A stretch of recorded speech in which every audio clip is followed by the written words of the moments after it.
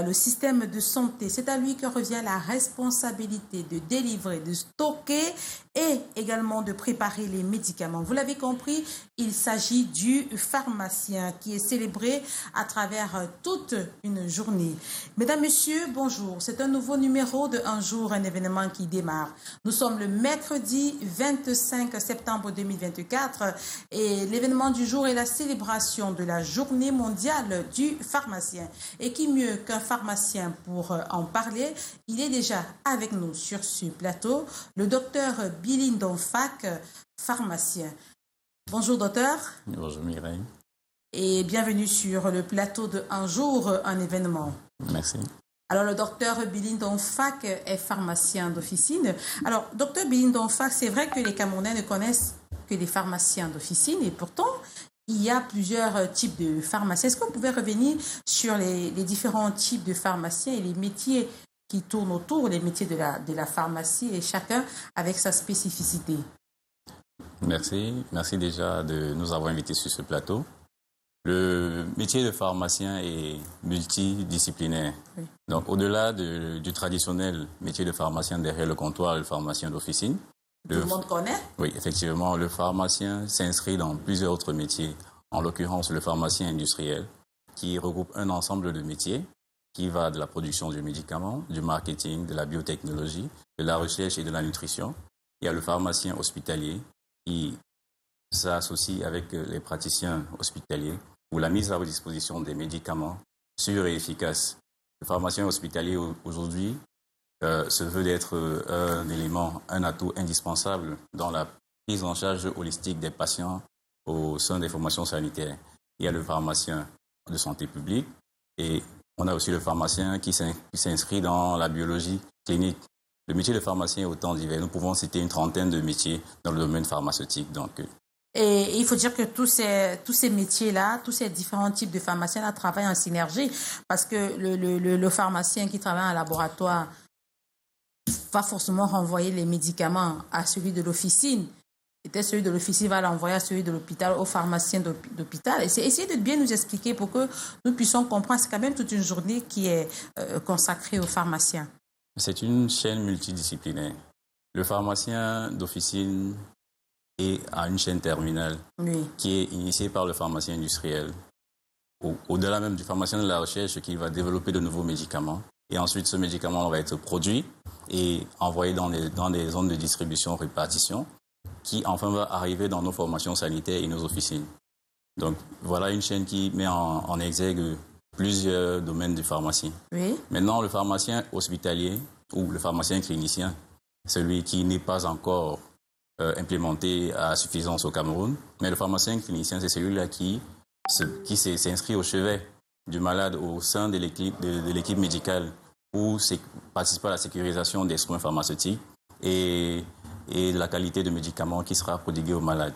Donc, et enfin, le pharmacien biologiste qui participe à la réalisation des examens biologiques et à la validation de ceux-ci est aussi un outil indispensable, un expert pour accompagner les praticiens dans la pratique médicale. D'accord. Alors, vous avez été porté à la tête de l'association des jeunes pharmaciens du Cameroun, dénommée Cameroun Young Pharmacist.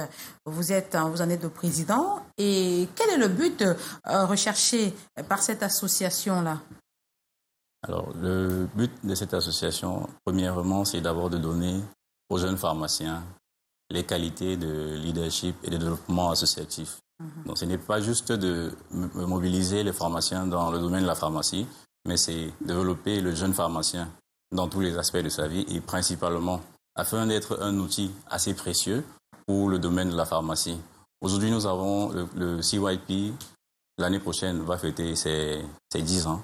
Et le nombre de pharmaciens passés par là, avec l'ensemble des événements réalisés et le développement ainsi que l'expérience gagnée, sont aujourd'hui des outils efficaces pour notre développement de santé.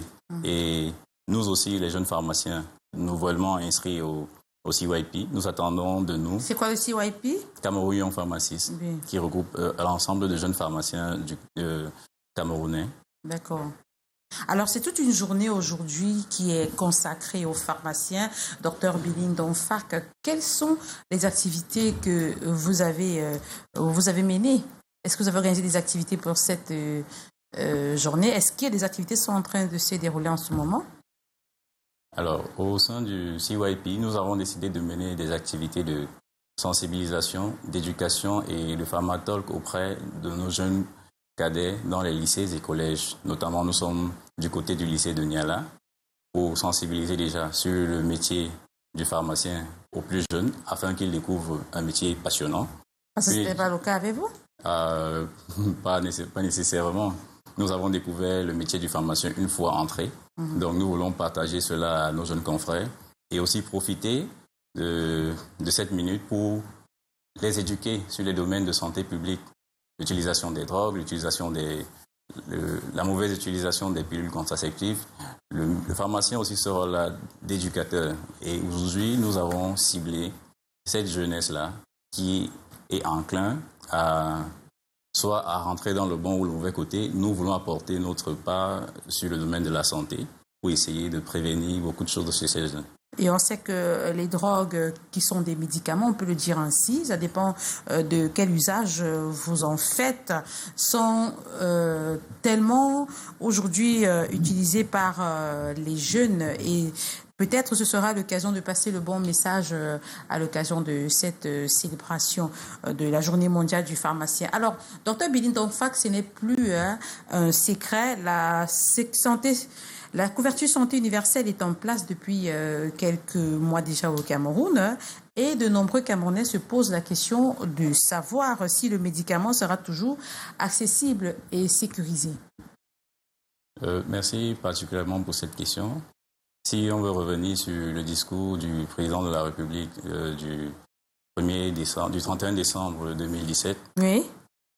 Pour paraphraser, il énonce l'accès aux soins de qualité. Et dans l'accès aux soins de qualité, on a l'accès aux médicaments sûrs, efficaces et à moindre coût. Donc, la couverture santé universelle pour nous, c'est une réponse bien tombée. Parce que le médicament aujourd'hui va se retrouver à sa place.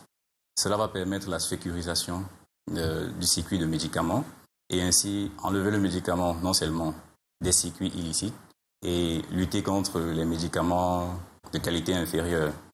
Et le pharmacien a bien à faire dans cette couverture santé universelle. D'accord. Alors, comment le pharmacien...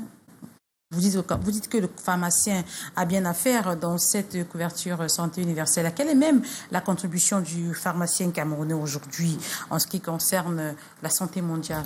Comment vous impliquez les pharmaciens camerounais? Alors, le pharmacien dans sa pratique, l'implication du pharmacien dans la santé mondiale aujourd'hui se retrouve dans l'ensemble de ses pratiques quotidiennes. À première instance, on a l'accessibilité des médicaments. Le pharmacien est celui-là qui doit faire parvenir aux populations des médicaments de bonne qualité, efficaces et accessibles à moindre coût.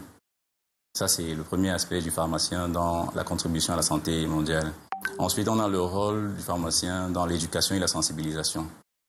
L'éducation, dans le sens de la prévention de beaucoup de pathologies aujourd'hui, le pharmacien se place en amont en tant que agent de santé publique.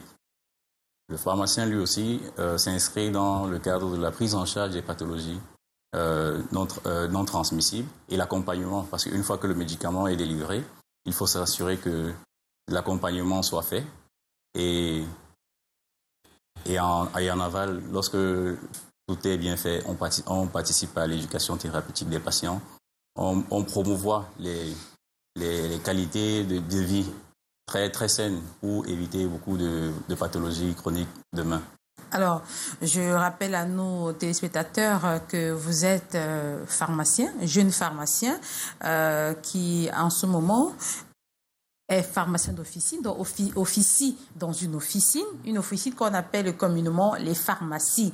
Alors, généralement, lorsqu'on va en pharmacie et qu'on veut se procurer un médicament, docteur Billing Donfack, les pharmaciens qu'on retrouve sur place, parfois on ne trouve pas le médicament, on nous donne l'équivalent et on nous dit c'est toujours la même chose. Mais parfois, les Camerounais doutent un peu. Parlez-nous un peu de ce type de médicaments de substitution-là. On appelle souvent généralement des médicaments génériques. Oui, pas tout à fait, mais là, pour parler de substitution, Oui. déjà, il faut rappeler que le droit à la substitution est réglementé et encadré par la loi. Oui. Et pour rappeler encore, l'article 0019 du ministère de la Santé, dans son alinéa 2, rappelle que la substitution, c'est un droit réservé aux pharmaciens. Et pour replacer le contexte, ça rentre dans l'accessibilité aux médicaments. Parce que le médicament... Je peux arriver, je veux du paracétamol et il n'est pas disponible. Le pharmacien me propose de substituer ce paracétamol avec autre chose. Effectivement. Donc, il y va d'abord de l'accessibilité du médicament. Et dans ces substitutions, nous avons le devoir non seulement d'informer le patient et bien après, éduquer le patient sur le médicament qui a été substitué. Donc, c'est souvent incompris par les patients. Expliquez-nous, c'est l'occasion pour vous de bien expliquer. Voilà. Lorsque je viens, je dis je veux tel médicament, on me dit il n'est pas disponible, mais nous pouvons, moi, en ma qualité de médecin, enfin de pharmacien, je peux le substituer, je peux vous proposer telle chose sans forcément que vous ayez référence, que vous vous référez à votre médecin avec l'ordonnance. Sur place, on essaye de changer. Effectivement, c'est pour ça que dans la même circulaire ministérielle, il énonce que la condition, c'est que le médicament respecte la bioéquivalence, c'est-à-dire le même principe actif, la même voie d'administration et les mêmes dosages. Et le pharmacien, dans sa pratique déontologique, doit se rassurer que l'équivalent qu'il propose au patient réponde à ces critères, afin que le patient, ça répond aux problématiques de rupture de chaîne d'approvisionnement, et afin que le patient ait son médicament à la sortie de l'officine. Donc il n'y a pas d'autres... Il peut y avoir d'autres visées, peut-être par rapport aux spécificités d'un patient, et que le médecin prescrive sur l'ordonnance non substituable. Donc, c'est dans ce cas. Alors, qu'en est-il du médicament générique? Alors, les médicaments génériques, c'est-à-dire? Parce que généralement, on vous dit souvent que c'est telle molécule, c'est pas exactement ça. Vous pouvez retrouver un produit sous deux formes. Mais c'est le même produit, mais les emballages diffèrent. Et on vous dit l'autre, c'est le générique, l'autre, c'est le médicament d'origine. Ouais, je préfère que nous revenons sur la terminologie de l'équivalence. Oui. Le médicament, il est équivalent. Oui. Maintenant, le générique, ça sera ce médicament qui sera juste vendu sous son nom de dénomination commune internationale. Donc, pour faciliter l'accessibilité à des couches encore plus démunies. Alors, c'est quoi la différence alors avec le médicament générique et les autres médicaments? Est-ce que le médicament générique est aussi bon que le médicament? Effectivement, le médicament générique répond aux critères de médicament. Le médicament de spécialité est vendu sous un nom de spécialité, préparé à l'avance, mais comme le juste veut plus la moins législation. cher. Donc, ce qui rend ce médicament générique, c'est qu'il revient un peu plus... Oui, son accessibilité. Moins cher. Effectivement. Et pour permettre à toute la population de pouvoir avoir accès à ces médicaments-là. Tout à fait. Voilà, nous sommes pratiquement arrivés au terme de cet entretien. Docteur Billy Ndomfak, vous êtes sur ce plateau à la faveur de la célébration de la journée mondiale du pharmacien. Nous sommes le 25 septembre 2024 et comme chaque 25 septembre est célébré le pharmacien, vous êtes un jeune pharmacien et aujourd'hui vous êtes à la tête de l'association des jeunes pharmaciens du Cameroun. Donc, après, ici, vous repartez au lycée de Niala pour pouvoir sensibiliser les jeunes. Ce sera quoi la suite des activités? La suite des activités, toujours dans le cadre de la journée, sera des visites d'entreprise. Nous allons immerger les jeunes dans l'arrière-plan du métier de pharmacien. Nous allons faire une visite d'entreprise afin qu'ils touchent du doigt les réalités méconnues du domaine de pharmacien. Et pour que, avant de choisir, de faire le choix d'être pharmacien, qu'ils aient bien les contours. Que ce soit pas comme vous y êtes allé avant de découvrir de quoi il était question. Effectivement. Voilà, merci Billy Ndomfak d'être passé, docteur Billy Ndomfak d'être passé sur ce plateau. Mesdames, Messieurs, c'est ici que s'achève cet autre numéro de Un jour, un événement. Je vous retrouve demain. avec un autre événement. Restez en compagnie des programmes du Canada International qui se poursuivent. Bon après-midi à tous.